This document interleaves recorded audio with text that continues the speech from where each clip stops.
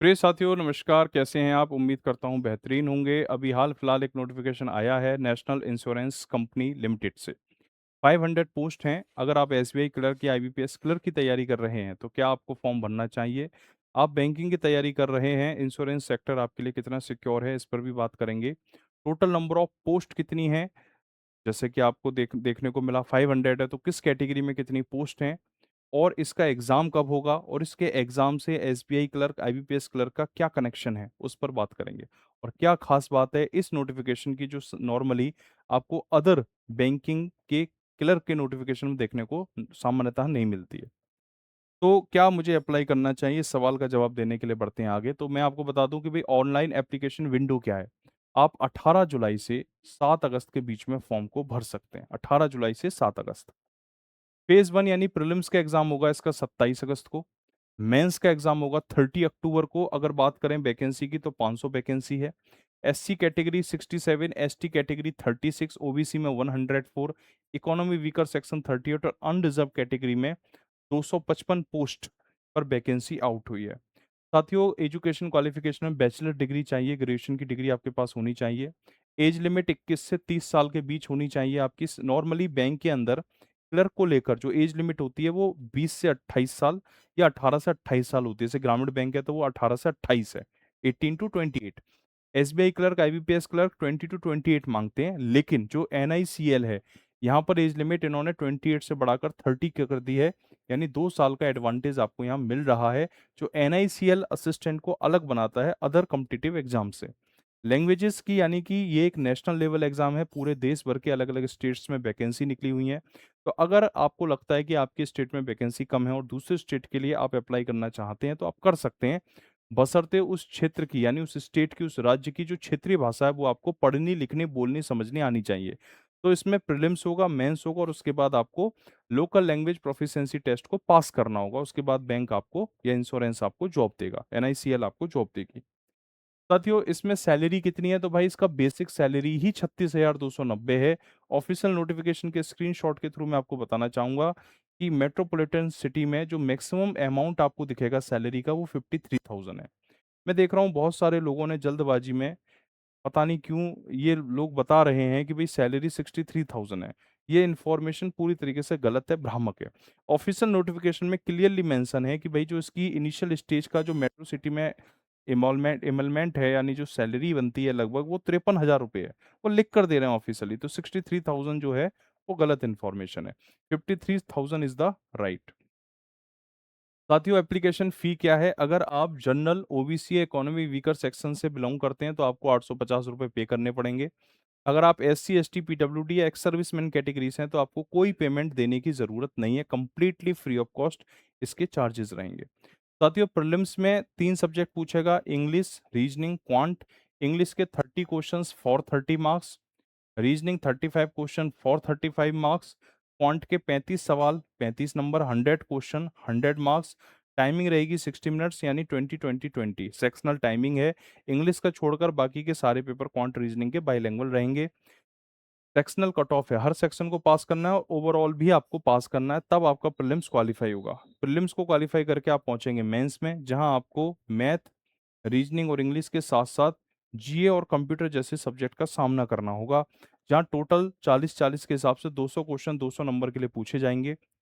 साथियों, जीए और कंप्यूटर को 15-15 मिनट दिए जाएंगे, बाकी सभी सब्जेक्ट को 30 मिनट्स का यहाँ पर टाइमिंग देंगे ये लोग। पूरा पेपर बाइलिंगुअल होगा, इंग्लिश का पोर्शन इंग्लिश में होगा। ठीक है, इसमें भी आपको हर सेक्शन को पास करना जरूरी है और ओवरऑल कट ऑफ भी क्रॉस करनी होगी। साथियों, अगर मैं आपको सिलेबस पर लेकर चलूं कि भाई सिलेबस क्या है, तो आप देख सकते हैं कि क्वांट का जो सिलेबस है बिल्कुल वही सिलेबस है जो आपको आईबीपीएस क्लर्क, एसबीआई क्लर्क जैसे एग्जाम्स में देखने को मिलता है। ठीक है, स्पीड, मैथ, अर्थमेटिक और डेटा इंटरप्रिटेशन। रीजनिंग में भी आपसे कोर लॉजिक पूछेगा, जैसे पजल, सिटिंग अरेंजमेंट हो गया। स्कोरिंग टॉपिक में स्लॉक्स, inequality, coding, decoding, blood relation वगैरह आ गया। एडवांस मेंस में डेटा सफिशिएंसी, इनपुट आउटपुट जैसे टॉपिक शामिल हो गए। इंग्लिश में रीडिंग पोर्शन है, ग्रामेटिकल पोर्शन है, वोकेबलरी स्ट्रक्चर है। जनरल अवेयरनेस में current affair, insurance and banking and static, GK and economy जैसे टॉपिक इसमें शामिल हैं। फिर आता है कंप्यूटर, जिसमें fundamental, software and operations and networking जैसे टॉपिक इसमें शामिल किए गए हैं। अब मैं आपको लेकर चलता हूं साथियों कट ऑफ की तरफ। तो मैं आपको बता दूं कि भाई 2024 31 नवंबर 2024 को एनआईसीएल असिस्टेंट का एग्जाम हुआ था, 500 पोस्ट के लिए ही एग्जाम हुआ था। तो आप अगर कट ऑफ के डेटा को एनालाइज करें अनरिजर्व कैटेगरी में, तो ये डेटा 82 के आसपास जा रहा है, 80 to 82। ठीक है, 80 से 82 के बीच में। कुछ नंबर्स बड़े भी हैं, जैसे कि मैं केरला की बात करूं तो यहाँ पर अनरिजर्व कैटेगरी के लिए कट ऑफ 86.50 तक चला गया है। नॉर्मली आपको 81 82 83 ये नंबर देखने को मिलेगा। ठीक है, तो मैं ऑन एवरेज आपको बता देता हूँ कि अगर मैं बात करूँ जो कट ऑफ है प्रीलिम्स का वो कितना है, तो मैं कहूँगा 80 से 85 के बीच में। 80 से 85 के बीच में ये कट ऑफ का डेटा है। यानी आपको 100 में से 80 से 85 के बीच में अगर आप नंबर लेकर आते हैं तो आपके पास होने की संभावना है। तो मैं आपको सलाह दूंगा कि आप टारगेट बनाइए। देखिए, अगर कट ऑफ की बात करें तो कट ऑफ तो 80 से 85 के बीच में जाएगा, 80 to 85, ये तो कट ऑफ का डेटा है। जो लगभग कितना जाएगा, 80 से 85। अब आता है सेफ स्कोर, कि सर कितना स्कोर करके आए हम कि हमारा सेफ हो जाए। ठीक है, तो मैं आपको सलाह दूंगा कि भैया 90 का कम से कम आप टारगेट बनाओ, कि 100 में से 90 नंबर तो आपके आने ही चाहिए। 100 में से 90 तो आपको सही करना ही है, तब आप मानिए कि आपका एनआईसीएल असिस्टेंट का एग्जाम पास होगा। क्योंकि 2024 में भी 500 वैकेंसी थी, इस साल भी 500 वैकेंसी है। तो क्योंकि नंबर ऑफ वैकेंसी सेम है तो कट ऑफ का डेटा भी काफी मैच करता हुआ आपको दिखेगा। ठीक है, तो इस बात को आपने विशेष रूप से ध्यान रखना है। एग्जाम का लेवल क्या होगा, डिफिकल्टी लेवल क्या है एग्जाम का, तो भैया डिफिकल्टी लेवल है बिल्कुल ग्रामीण बैंक क्लर्क, आरआरबी क्लर्क। जो ग्रामीण बैंक का एग्जाम है ना, क्लर्क का पेपर, वैसा है। बहुत आसान पेपर है, बहुत ज्यादा आसान, वेरी इजी। क्वेश्चन को देखते ही आप सॉल्व कर सकते हैं, इस तरह का पेपर रहेगा आपका प्रीलिम्स का। ठीक है, अब बात आती है मेंस की। तो मेंस में आप कट ऑफ देखेंगे 200 में से 116, 113, 110, 110, 111, 117, 118। तो अगर आप इसकी डेटा को डीपली एग्जामिन करेंगे तो आपको कट ऑफ का जो डेटा मिलता है मेंस का, वो 115 से 120 के बीच में मिलता है सभी स्टेट के लिए, आउट ऑफ 200। तो सेफ स्कोर की अगर मैं बात करूं तो इसका जो सेफ स्कोर रहेगा वो 130 प्लस रहेगा आपका। Safe score 130 plus. एग्जाम का डिफिकल्टी लेवल कैसा है जी, पेपर का लेवल कैसा आएगा, तो डिफिकल्टी लेवल है इसका क्लर्क मेंस जैसा। क्या ग्रामीण बैंक क्लर्क मेंस जैसा, नहीं, आईबीपीएस क्लर्क मेंस जैसा। ठीक है, 2024 के पेपर को एनालाइज करके मैं आपसे ये बात कह रहा हूँ। तो जो आईबीपीएस क्लर्क मेंस का लेवल है उस तरह का ये पेपर रहेगा। पेपर इजी टू मॉडरेट होगा मेंस का, है ना, बहुत ज़्यादा ऐसा डिफिकल्ट नहीं होगा, लेकिन डीआई का वेटेज ज़्यादा रहेगा। ठीक है, डेटा सफिशिएंसी क्वांटिटी कंपैरिजन के सवाल आपको काफ़ी दिखेंगे। अर्थमेटिक का पोर्शन थोड़ा सा डिफिकल्ट आपको लगेगा। ठीक है, तो आपका बेसिक फंडामेंटल बहुत स्ट्रांगली तैयार होना चाहिए। अब साथियों एक सवाल उठता है कि क्या मुझे अप्लाई करना चाहिए, तो जवाब है यस, आपको अप्लाई करना चाहिए। अब जवाब है यस, तो आपका अगला क्वेश्चन है वाई। क्या मुझे अप्लाई करना चाहिए, यस अप्लाई करना चाहिए। वाई, क्यों अप्लाई करना चाहिए, देखो मैं आपको बताता हूँ। अभी एसबीआई पीओ का सबसे पहले नोटिफिकेशन आया। ठीक है, फिर आईबीपीएस क्लर्क का नोटिफिकेशन आया, आईबीपीएस पीओ का नोटिफिकेशन आया। इन दो नोटिफिकेशन के बाद जो अब अगला नोटिफिकेशन आएगा वो एसबीआई क्लर्क का नोटिफिकेशन आएगा, और उसके बाद आईबीपीएस क्लर्क का नोटिफिकेशन आएगा। और ये दोनों नोटिफिकेशन एक्सपेक्टेड हैं कि ये जनवरी के, सॉरी सॉरी नॉट जनवरी, ये दोनों नोटिफिकेशन अगस्त के फर्स्ट वीक में आपको देखने को मिलेंगे।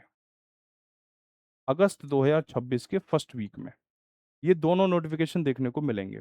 एसबीआई क्लर्क के नोटिफिकेशन में वैकेंसी इस बार अंदाजा लगाई जा रही है कि भी 8,000 से 10,000 दिखेंगी, और आईबीपीएस क्लर्क में वैकेंसी 15,000 से 17,000 के बीच में हो सकती हैं। ठीक है, 15,000 से 17,000 के बीच में।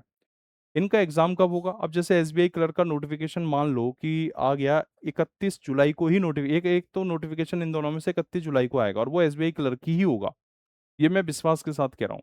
तो अगर 31 जुलाई को नोटिफिकेशन आता है तो फॉर्म भरने की तारीख रहेगी 1 अगस्त से लेकर 21 अगस्त तक। और इसका नोटिफिकेशन मान लो आईबीपीएस क्लर्क का 7 दिन बाद आया, तो फिर ये मान लो आप, ये मैं एक्सपेक्टेड बता रहा हूँ, 8 अगस्त से लेकर और 28 अगस्त तक आईबीपीएस क्लर्क के फॉर्म भरने की तारीख रहेगी। ठीक है, और इसका प्रीलिम्स कब है, 27 अगस्त को इसका प्रीलिम्स है एनआईसीएल असिस्टेंट का, जैसा कि मैंने आपको इनिशियली बताया था 27 अगस्त को है। यानी कि जब आप आईबीपीएस का फॉर्म भर रहे होंगे और एसबीआई क्लर्क का फॉर्म भर चुके होंगे, उस पीरियड में आपको एनआईसीएल असिस्टेंट का एग्जाम देना होगा। ठीक है, यानी कि एनआईसीएल असिस्टेंट के एग्जाम के दौरान आपकी आईबीपीएस क्लर्क, एसबीआई क्लर्क जैसी प्रिपरेशन पर कहीं कोई फर्क नहीं पड़ेगा। मतलब कोई एग्जाम इससे, पहली बात तो ओवरलैप नहीं होगा, पहली बात। दूसरी बात यह है कि आप अगर डायरेक्ट एसबीआई क्लर्क का पेपर दोगे या डायरेक्ट आईबीपीएस क्लर्क का पेपर दोगे, तो आप भले ही कितना भी मॉक टेस्ट दे दो, रियल एग्जाम होता है, तो उसमें सिली मिस्टेक होती ही है, बड़े से बड़े धुरंधर की भी होती हैं। तो मैं चाहता हूं कि एसबीआई क्लर्क और आईबीपीएस क्लर्क से पहले आप एक बार एनआईसीएल असिस्टेंट का पेपर दे दो, क्योंकि पेपर का जो लेवल है ना, और आप देखोगे कि भाई एसबीआई क्लर्क, आईबीपीएस क्लर्क में भी आपको 20-20 मिनट में क्वांट रीजनिंग इंग्लिश करना है, एनआईसीएल असिस्टेंट में भी 20-20 मिनट में क्वांट रीजनिंग इंग्लिश करना है। तो सिमिलैरिटी है एग्जाम स्ट्रक्चर की, प्रीलिम्स में सिमिलैरिटी है। तो जो सिली मिस्टेक आप आईबीपीएस क्लर्क या एसबीआई क्लर्क में करने वाले हो, जो अभी आप सोच भी नहीं रहे, लेकिन जो सिली मिस्टेक आपसे होंगी, वो सिली मिस्टेक, आपकी सारी सिली मिस्टेक एक्सपोज हो जाएंगी एनआईसीएल असिस्टेंट के 27 अगस्त के पेपर में। तो इससे क्या होगा कि आपके लिए एसबीआई क्लर्क और आईपीएस क्लर्क के सिलेक्ट होने के चांसेस बढ़ जाएंगे। मैं ये बात उन बच्चों से कह रहा हूं जिनका टारगेट ही एसबीआई क्लर्क या आईबीपीएस क्लर्क है। ठीक है, तो उस पॉइंट ऑफ व्यू से आपको प्रीलिम्स का एग्जाम देना चाहिए, मेंस आप तय करना आपको क्या करना है। बहरहाल मैं आपको ये एक पॉइंट ऑफ व्यू उन बच्चों का जिनका final target SBI clerk, IPS clerk है, तो उनके लिए बेटरमेंट हो सकती है। दूसरी चीज, देखो एनआईसीएल असिस्टेंट का फॉर्म इसलिए भी भरना चाहिए क्योंकि इसकी जॉब एसबीआई क्लर्क और आईपीएस क्लर्क के कंपैरिजन में ज्यादा बेटर है। आप सैलरी देखो, 53,000 की सैलरी है। भाई इतनी सैलरी आईबीपीएस क्लर्क में या एसबीआई क्लर्क में नहीं मिलती। ठीक है, तो सैलरी का अमाउंट इंश्योरेंस में बैंक से हमेशा ज्यादा होता है, लेकिन इंश्योरेंस में टारगेट भी रहते हैं, है ना, तो इस वजह से प्रेशर भी वहाँ थोड़ा दूसरे किस्म का होता है। बैंकिंग का जो आपका प्रेशर रहेगा, अगर वर्क प्रेशर की बात करूं, तो एसबीआई क्लर्क, आईपीएस क्लर्क में वर्क प्रेशर ज्यादा है comparison to insurance sector NICL assistant में। सैलरी एनआईसीएल असिस्टेंट में ज्यादा है कंपैरिजन टू इन दोनों में। सिलेक्ट होने के चांसेस किस में ज्यादा इजी हैं, तो भैया इजी तो आपको दिखेंगे इसमें एसबीआई क्लर्क, आईपीएस क्लर्क में, क्योंकि इसमें वैकेंसी बहुत बड़ी नंबर में होती है। एग्जाम का लेवल दोनों का सेम है। तो आपको फॉर्म भरना चाहिए, फॉर्म इसलिए भरना चाहिए क्योंकि फॉर्म भरने से आपके इन दोनों एग्जाम के लिए रास्ते खुलते हैं। ग्रामीण बैंक का एग्जाम आएगा दिसंबर में, नवंबर दिसंबर में ग्रामीण बैंक का पीयू से लेके क्लर्क के एग्जाम हो जाएंगे सारे। ठीक है, नवंबर दिसंबर जनवरी तक। ठीक है, तो वहां आपको बहुत हेल्प मिलेगी। तो ये एग्जाम से पहले एक रियल एग्जाम है, एग्जाम से पहले रियल एग्जाम, जो आपका अपकमिंग एग्जाम है उसमें होने वाली सिली मिस्टेक को एक्सपोज करेगा। ये पॉइंट ऑफ व्यू बहुत इंपॉर्टेंट है। बाकी सैलरी ज्यादा है तो उस पॉइंट ऑफ व्यू से एनआईसीएल बेटर है। वर्कलोड, वर्क प्रेशर कम है तो एनआईसीएल असिस्टेंट बेटर है। अगर कहीं कहीं भी कमी क्या है, तो एक कमी यही है कि वैकेंसी बहुत कम है, 500 वैकेंसी है। ठीक है, ये थोड़ा चैलेंजिंग रहेगा आपके लिए। बाकी कट ऑफ का भी डेटा बहुत, ये नहीं कहेंगे ज्यादा है ना, जिस तरह का पेपर है उस हिसाब से 80 अगर कट ऑफ जा रही है तो वो आप अच्छा ही मानो उसको।